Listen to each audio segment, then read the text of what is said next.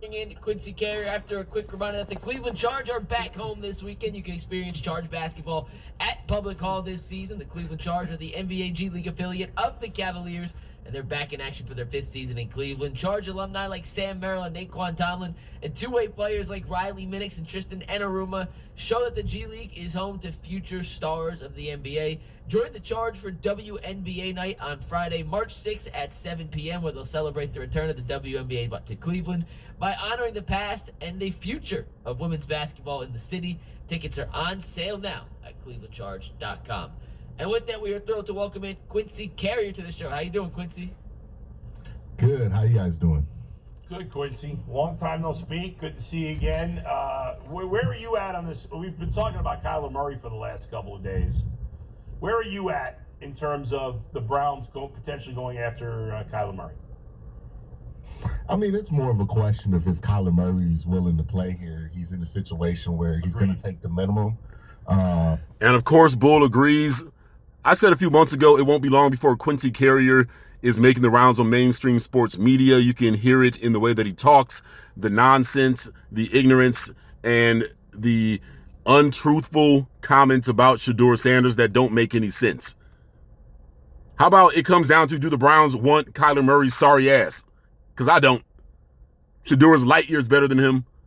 We don't need a Kyler Murray when we have Shedeur Sanders and Deshaun Watson. So if you watch Quincy Carrier, he says all of the right things to get into mainstream sports. That is talk the BS. Let's go. If he wants to play here for the minimum, I don't see any reason for the Browns to say no to that, right? Like, there's nothing more compelling right now for them to go after for this season than Kyler Murray. And like most of the BS artists looking to the side at cue cards, you can tell he's not coming from the heart. This is stuff that he has written down, which means it's complete and total BS. Let's go. That's not to say that Kyler Murray will be a guaranteed can't miss. He's going to be amazing if he's here at quarterback. But you feel better about Kyler Murray than, paying 37-year-old Geno Smith $8 million or whatever you would have to go out there in the open market. Marcus Mariota, the options just aren't great right now for Cleveland. And at least with Kyler, you can hope there that a guy under 30 can provide a level of quarterback play that maybe can propel this team into maybe challenging for a playoff spot. The Browns have a playoff defense already. Add a couple of linemen and a couple of receivers and a good quarterback in Shedeur Sanders. You have a playoff team, if you ask me. But then again, they're addicted to negativity because they want to get Arch Manning. It's all politics with these people. Let's go.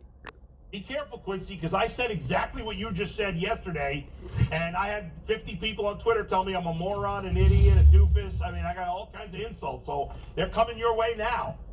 And this is my black friend said it, so I'm validated. I'm going to go ahead and put it out there. I'm going to read between the lines is what he's really saying. I have told you all before that these suspected white supremacists on the Ultimate Cleveland Sports Show are pushing what seems to be an agenda. And Quincy Carrier has for months, maybe years, I heard of him a few months ago, as pushing that same agenda.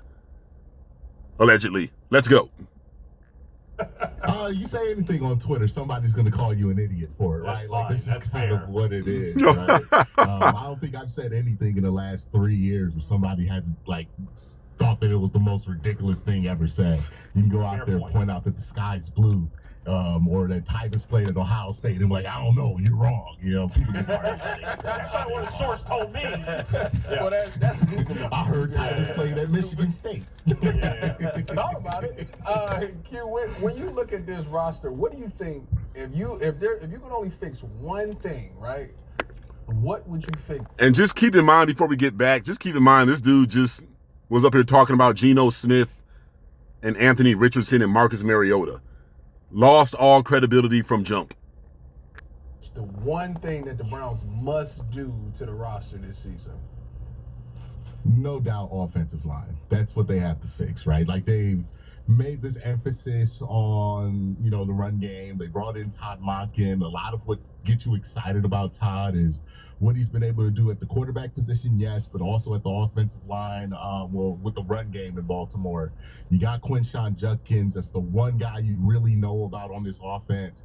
You're going to want to build this offense through that run game, and that's going to start with the offensive line.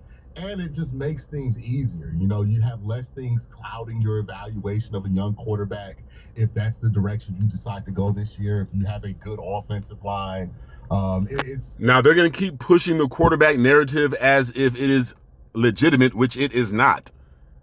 This is very weird and very spooky, to be honest. But I guess he's going for a job at ESPN, which means you have to succumb to stupidity, ignorance, and white supremacy. Let's go.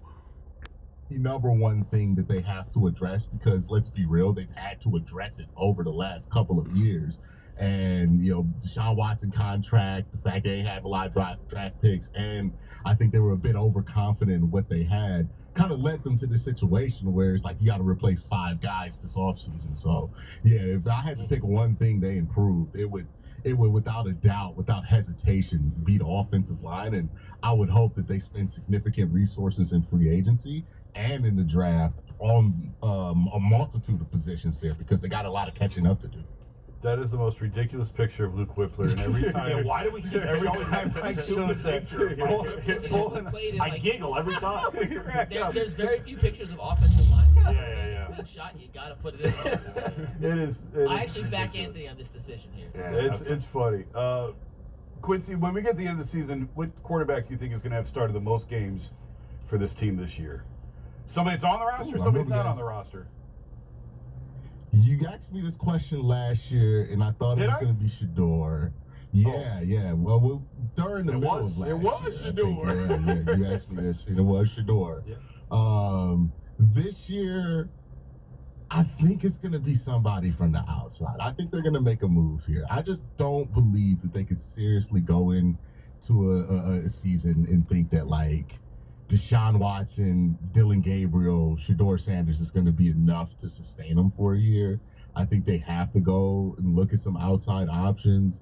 Maybe they go after Anthony Richardson. Maybe they go after a veteran like a Marcus Mariota or something that we talked about, something that's not very exciting. Shedeur, I worry about his turnovers. Like, he had a lot of turnovers at the end of last season that just you can't stay on the field when you're turning the ball over in those situations. If you turn over the ball in that frequency too, which makes me concerned about his ability to stay on the field. And the more he plays, the more the novelty wears off that he's a young quarterback, and the more harsh. And the more you play, the more experience you get, and the more you play with better wide receivers, not the worst wide receiver core in the game, the less those turnovers happen. But let's keep going. The evaluations get.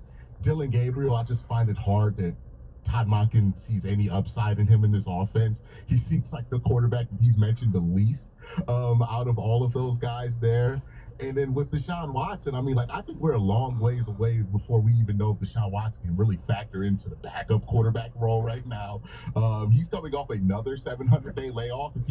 If by some miracle he's the week 1 starter this year, he would be on a 691-day layoff, which is equivalent to the 700-day layoff that he still didn't recover from before he tore his Achilles twice. In the season before that, broke his throwing shoulder, right, when that ended his season. And he's also, he's had 2 ACL tears in his career, a lot of injuries that he's played through. We're just so far away from knowing where he's at with his body and then mentally with his ability to play football. He was bad in 2024 on top of it, not even just regular bad. We're talking about bottom of the bottom when it comes to EPA per play. So we're far away from even factoring in Deshaun into the quarterback competition. The way I see it, if you're going to have Shedeur on the roster, he's a viable option, but you need to bring somebody in because there's nobody who's a serious candidate to even compete with Shedeur right now, because I don't factor Deshaun into that. Dylan Gabriel doesn't seem like the direction they want to go. So they got to bring in somebody else, Deshaun is absolutely competition. I think Shedeur will beat him out. And why is Quincy talking about repairing the offensive line, then talking about going and getting a quarterback? Which is it? You repair the line, you start Shedeur. I think that's what the Browns are going to do. And I think that person's probably going to get a lot of starts this year. You know, Q, when at this point, every year I always mention a name that I want the Browns to draft in the draft. I want them to take this player. They never listen to me, and the player actually turns out to be somewhat decent. Tez Johnson. Yeah, that's right. This year, the answer for me is D'Angelo Pons. I want them. I don't know what round he's going to go, but I want them to draft D'Angelo Pons. And I'm saying this so we can have it on camera that I said I want the Browns to get D'Angelo Pons. Who is a player, no matter what round it is, that you want the Browns to walk away from the draft having? Kalen Rutledge from Georgia Tech. Physical, high motor guard. And I'm going to stop it there. No more reason to listen. Just watching the continuing apparent agenda that is being pushed by members of the Cleveland media. Now they go out and get this guy, Quincy, and put him on their show and comes with some more nonsensical statements that don't make any sense. Okay, a lot of the turnovers from Shedeur was him trying to do too much on a sinking team playing hero ball. That's not his history at Colorado, turnovers, big turnovers. It's not. So I think that he's learned from his mistakes, and hopefully the Browns do the right thing and give the keys to the Ferrari to Shedeur Sanders, because none of those quarterbacks that he mentioned are better than Shedeur. And no, we're not going to tank the season and try to get Arch Manning. And this negative, defeated attitude about, oh, well, you know, we might make the playoffs or we might win 4 or 5 games. They expect very little. Don't forget, he won 3 out of 4 of his starts. Okay? And some of those turnovers were wide receivers not making plays. He got sacked a lot. Do not forget about the gadget plays and the trick plays that Kevin Stefanski tried to run that backfired. But you all let me know what you think. Leave your comments in the box.